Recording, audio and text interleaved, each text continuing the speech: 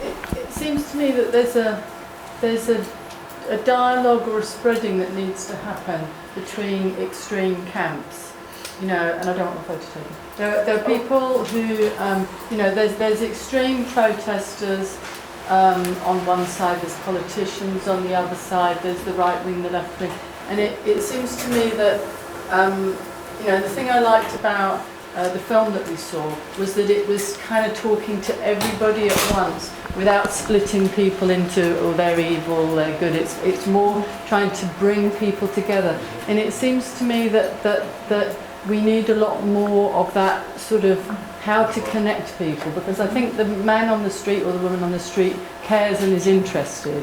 But, obviously the newspapers try and polarise things. When there's demonstrations, they try and make people look bad. But I'm just putting to the group, what do you think are the ways that we can make this not an us and them or extreme camps, how to bring people together somehow? Can I just comment on that? Did you attend the People's Climate March during the summer? I didn't. It was very, very big, large, huge example of exactly what you're talking about. And I think John's march the Campaign Against Climate Change march on March 7 is aiming to be as inclusive as possible and get that question. It is, Peter, absolutely. But I think your point is absolutely right, to try and get a broad-based support.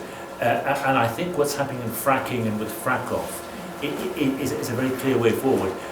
I was involved in the 1980s and 1990s with the so-called anti-roads movement. And I think one of the reasons for the success of the anti-roads movement is that it brought together environmental protesters with local groups. And they merged as one. Because I think if it's environmental protesters, and if it's particularly direct action protesters on their own, they can be marginalised. Equally, if it's simply local groups, local residents on their own, they've got a very steep learning curve because they haven't done campaigning before. And I think the key thing, you're right, is to try and bring the two together. It's working in fracking right now. It worked 20 years ago in the anti-roads movement. Yeah. Well, actually, I'm about to do one on TTIP, actually.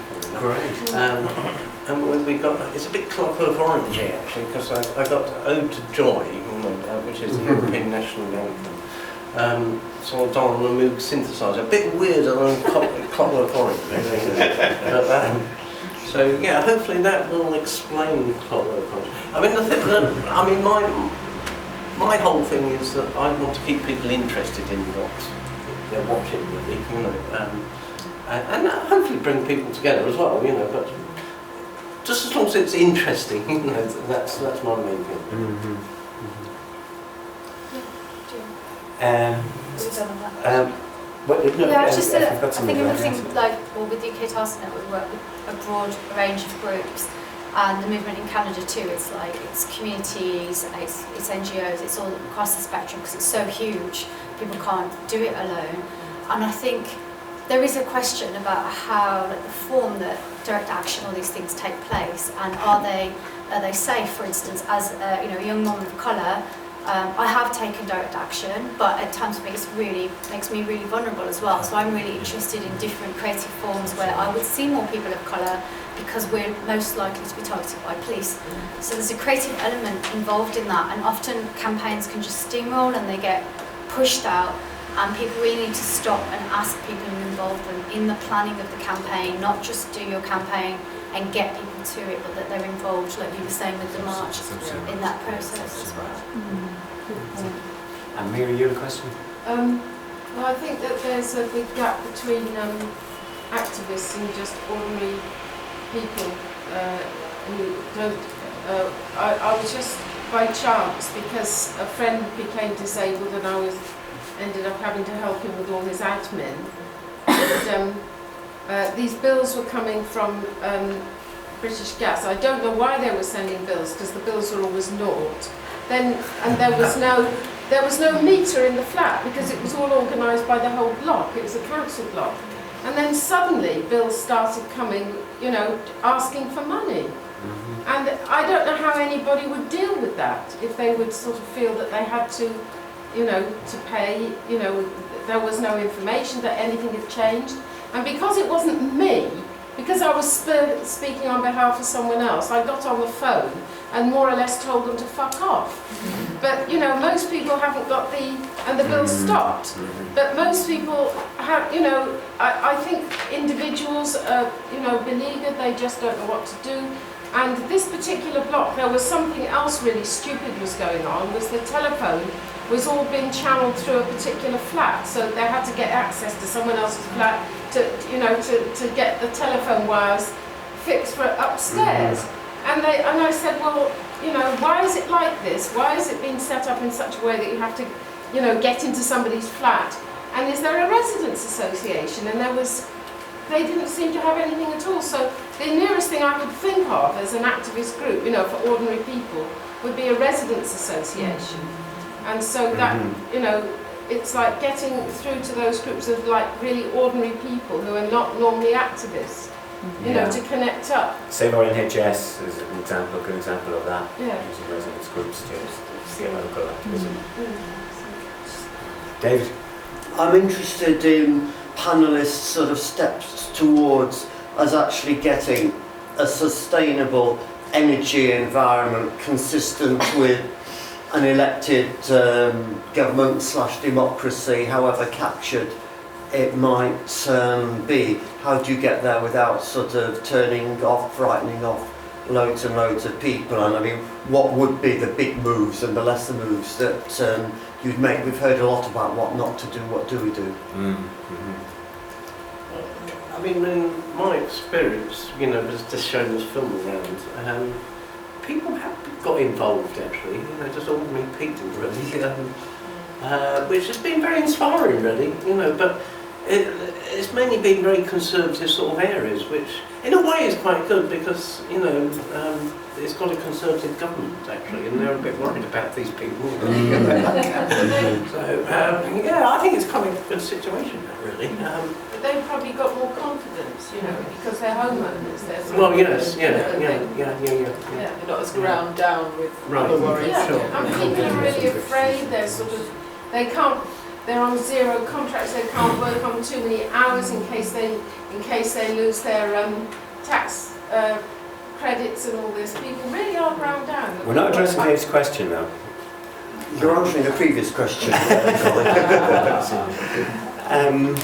I'd say, we need to deal with issues like onshore wind generation. The cutting of the subsidies to that is absolutely ridiculous. In Ireland, it's a particularly disastrous issue.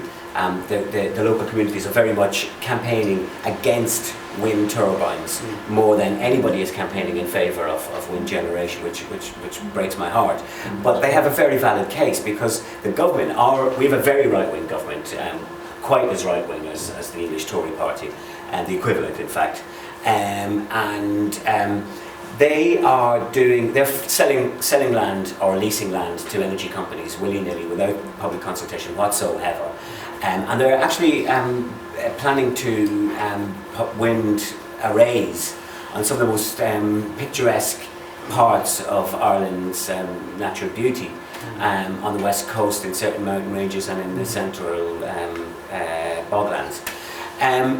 But they also want to transport that electricity via overground cables. So we'll have pylons as well as wind turbines, and again no consultation. So the people against the wind farms have a case. Unfortunately, they're being jumped upon by American activists against wind and by British activists against wind, and we've got some real right-wing nutters coming across the Ireland giving public meetings around the country, and the people are loving it. And it's a toxic mix of a real abuse of power by the government in relation to a real need that has to be addressed urgently. But to get back to your question, we need sensitive community consultations. We need to direct subsidies away from shale, away from offshore wind generation, away from biomass. Last year, I mentioned that, and when I was speaking, that each new power station or each new conversion of a coal to biomass power station seems to attract £190 million subsidies a year. That's absolutely insane because you're paying to increase planetary destruction and tidal and wave. Solar, of course. So, did anybody else just want to add to that before we take the next question? I think my three principles, like for conversion to a renewable economy, would be batteries, distributed energy, and public ownership. And the first two are kind of the same thing. Batteries, because they are the only way that you can get renewable energy to the population.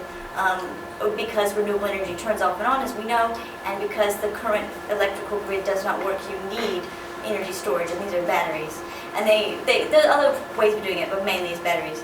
And second of all, distributedness means that we can have them in our houses or in our communities, not in a power plant far away, which is what it is now. You have monopolized structures controlled by 6 companies, basically utilities, which they're more central, and they fear this distributed nature of electricity that's going, like a bit like the internet, is you're getting more power at a more demonic level, for more people basically having control of smaller bits of energy. And it doesn't matter what kind of renewables you use, if you have this localized control, not only is that more efficient, it basically could it will eliminate all those monopolies. I mean,